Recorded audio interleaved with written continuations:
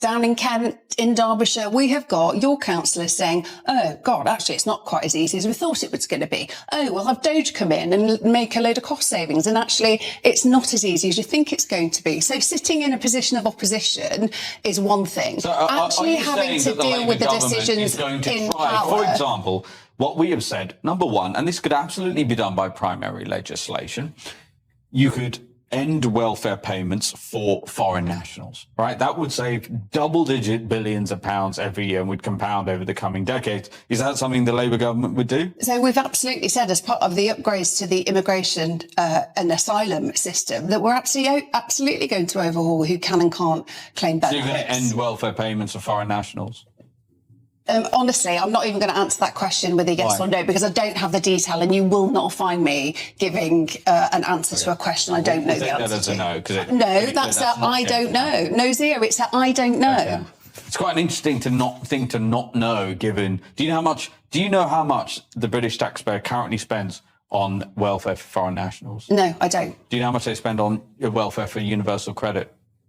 No, I don't, off the top of my head. And if you're trying to shame me by asking me to have this information right now, then... If we're going to have a conversation, a serious conversation... But what's the answer? Because my viewers won't know either. Well, the answer, the British government currently, and the Tories did this too, they hide the data, Michelle, in terms of welfare payments to foreign nationals. The one major exception to that is universal credit, where it is £8 billion this coming year alone that will be shelled out by people watching this programme who paid their taxes that goes directly to foreign nationals. That's just universal credit. That number is growing exponentially. And do you know what no position? Evidence that Labour are even trying Just to one solve second, that though. But so that is a really broad, sweeping brush to bash people over the head with. Do you know the personal circumstances? Yes, it is. Let me finish. Over the head yes, it with is. Anything. You've just said this is the figure. If British taxpayers pay their taxes, they go to work and they pay their taxes. How do you know how many? How do you know? Position to say that taxpayer money should only go if it's welfare. Right, but how do you not know that those foreign nationals have not been over here working for years and years, and their circumstances changed, and then they needed to be in a position where they were supported for a period of time. In this country, and they are currently requiring the British taxpayer to fund them, then I'm sorry, they have broken the contract that is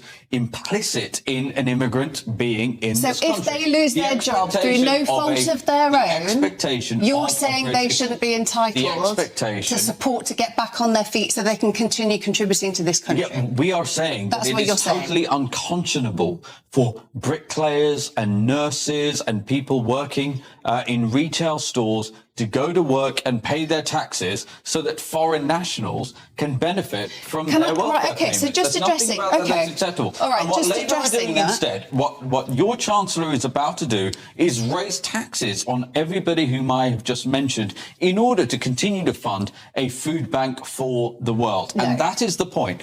This clash right here is exactly why British politics feels like it's sitting on a live wire. This wasn't a calm debate.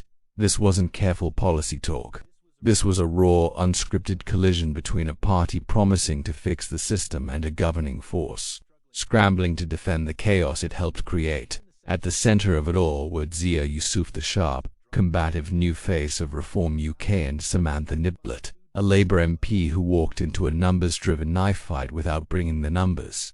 The issue of welfare payments to foreign nationals, one of the most explosive pressure points in UK politics. And the moment Yusuf dropped the line, "Your Chancellor is about to raise taxes to fund a food bank for the world," the entire mood shifted. That wasn't policy language. That was a political grenade, and it hit hard. Because whether you support Reform UK or not, one thing is clear. They understand exactly where public frustration is reaching boiling point. Immigration, taxes, welfare, fairness, the sense that ordinary British workers are being squeezed while billions are handed out with little accountability. Samantha Niblett simply wasn't prepared for that fight.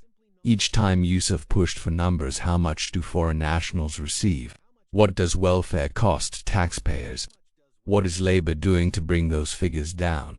The response was the same. I don't know. I'm not going to answer that. You can't expect me to have those details. But that's the problem. That's the criticism in full view. Labour wants to run a system it can't clearly explain, properly defend, or even measure. And Yusuf exploited that weakness quickly and ruthlessly by bringing the one thing the public feels completely denied: clear, concrete numbers. He claimed that £8 billion in universal credit is being paid to foreign nationals this year alone. And whether people agree with the morality behind it or not, one thing is undeniable: that number is staggering. It lands, it resonates, it hits people exactly where it hurts their wallets. And then he framed it flawlessly. Nurses, bricklayers, retail workers are paying taxes to fund welfare for foreign nationals. How is that acceptable? It's emotionally charged, openly populist, and designed to provoke. It worked. Niblet tried to respond with a moral argument that migrants sometimes work for years before needing short-term support, but she had no data, no evidence, no figures. It felt less like a defense and more like damage control. And this exchange exposes a deeper problem shaking the country. The political class is split into two separate worlds. One speaks in ideology, emotion, and good intentions. The other speaks in numbers, anger, and frustration that's spilling into something new. In this moment, Zia Yusuf had the numbers. Samantha Niblet had none. This wasn't just a debate, it was a warning shot to Labour and to the entire political establishment, because if you can't clearly explain where public money is going, someone else will. And they'll do it louder, sharper, and with far more public backing. That's exactly why this clip is a must-watch.